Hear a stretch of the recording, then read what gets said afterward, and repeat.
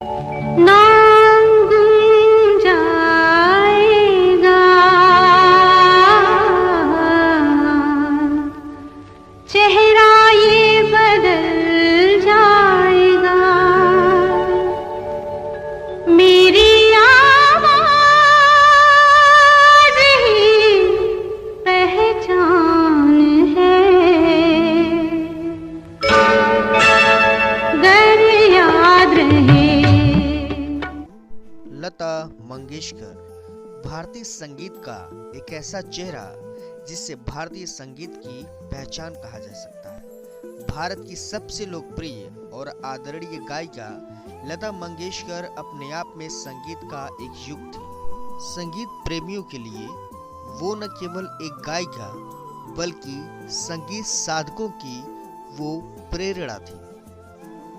उनकी मधुर आवाज ने संगीत प्रेमियों के दिल पर एक गहरी छाप छोड़ी और भारतीय संगीत के इतिहास में इन्होंने अपना नाम सदा सदा के लिए अमर कर दिया।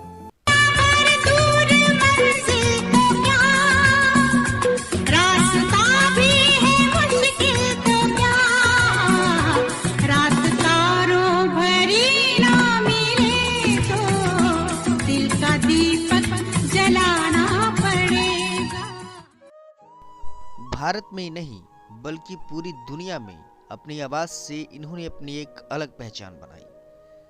स्वर कोकिला, स्वर सम्राज्ञी, शहराब्दी की आवाज, राष्ट्र की आवाज जैसी उपलब्धियों को अपने नाम किया। भारत सरकार द्वारा संगीत और कला साहित्य के क्षेत्र में इन्हें भारत का सर्वोच्च सम्मान भारत रत्न सन 2001 में दिया गया।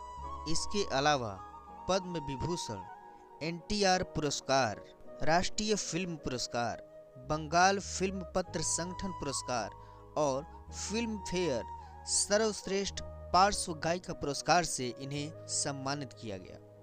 गैरों पे करम, अपनों पे सितम, है जाने वफा ये जुल्म ना करे। गैरों पे करम, अपनों पे सितम, है जाने वफा ये जुल्म ना करे। रहने दे अभी थोड़ा सा भरम। अपनी आवाज से लोगों के दिलों पर राज करने वाले ये इस गायिका का जन्म 28 सितंबर 1929 को इंदौर में हुआ। संगीत के प्रति इनके रुझान को देखते हुए बचपन से ही इनके पिताजी ने इन्हें संगीत की शिक्षा देनी शुरू कर दी थी।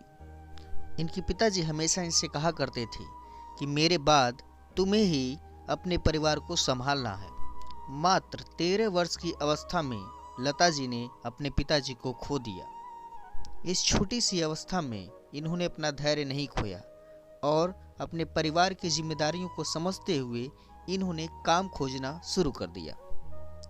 गायकी के अलावा ये थिएटर भी किया करती थी, लेकिन इन्हें अभिनय बहुत ज़्यादा पसंद नहीं था, इसीलिए इन्होंने गायकी को ही अपना करियर चुना।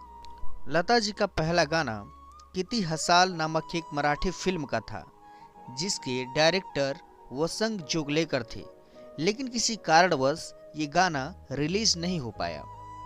लता जी के संघर्षों का दौर अभी चल ही रहा था कि 1949 में आई फिल्म महल के एक गाने आएगा आने वाला ने इन्हें एक अच्छा मौका दिया और इस गाने पर मशहूर अभिनेत्री मधुबाला ने एक्टिंग की।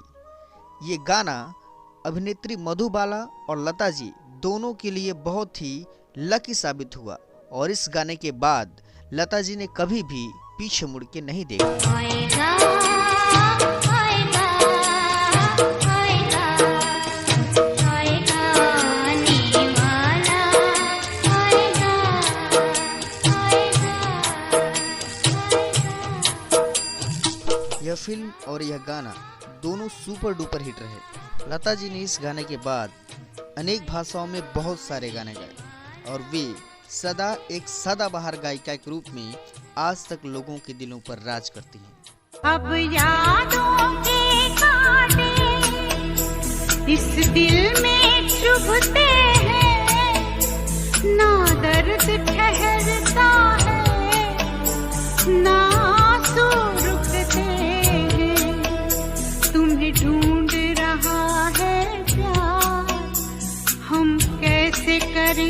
इकरार के हाँ तुम चले गए। लता जी के गानों ने इंडियन बॉलीवुड में हर एक दौर में अपना जादू दिखाया और लोगों ने इसकी खूब तारीफ की। तेरे बिना जिंदगी से कोई शिकवा तो नहीं, शिकवा नहीं, शिकवा नहीं, शिकवा नहीं। तेरे बिना जिंदगी भी लेकिन जिंदगी तो नहीं, जिंदगी नहीं, जिंदगी नहीं। लता जी की आवाज की खनक केवल पुराने गानों में नहीं बल्कि नए गानों में भी मौजूद रही और इसे लोगों ने खूब सराहा और अपना प्यार दिया। जिंदगी खफा खफा और तुम दिल लगाने की बात करते हो। आँख है भरी भरी और तुम मुस्कुराने की बात करते हो। 26 जनवरी 1963 को जब लता जी ने ऐ मेरे वतन के लोगों गाया तो उस समय के तत्कालीन प्रधानमंत्री पंडित जवाहरलाल नेहरू की आंखें भर आई। ऐ मेरे वतन के लोगों जरा आँख में भर लो पानी, जो शहीद हुए हैं उनकी जरा याद करो कुर्बानी। लता जी संगीत के प्रति इतने समर्पित और इतने निष्ठावान थीं कि उन्होंने जितनी भी रिकॉर्डिंग्स की वो नंगे पांव की। उन्होंने आजीवन शादी नहीं किया। उनका मानना था कि जो बाकी मेरे बहनों के बच्चे हैं वे भी तो मेरे ही हैं। इसके अलावा उन्हें फोटोग्राफी का शौक था। भारतीय संगीत प्रेमी इन्हें दीदी कह के बुलाते थे और ये सम्मान आज तक किसी भी गायिका को प्राप्त नहीं हुआ है। जीवन में इतनी उपलब्धियां हासिल करने वाली यह लोकप्रिय गायिका आज हमारे बीच नहीं है। अगर मैं कहूं कि भारतीय संगीत का एक युग समाप्त हो गया तो शायद मैंने जीवन में सदा आशावादी होना स्वीकार किया है, पर मैं अपने दिल को यह झूठी दिलासा नहीं दिला सकता कि फिर कोई लता मंगेशकर होंगी। यह केवल एक कल्पना मात्र है। स्वर कोकिला की वो मधुर आवाज सदा हृदय में गुंजायमान रहेगी, जो उनके अस्तित्व को अनंत तक जीवित रखेगी। इन्हीं शब्दों के साथ आदरणीय लता जी को विनम्र श्रद्धांजलि। पंछी बनूं उड़ती फिरूं मस्त गगन में, आज मैं आजाद हूँ दुनिया के चमन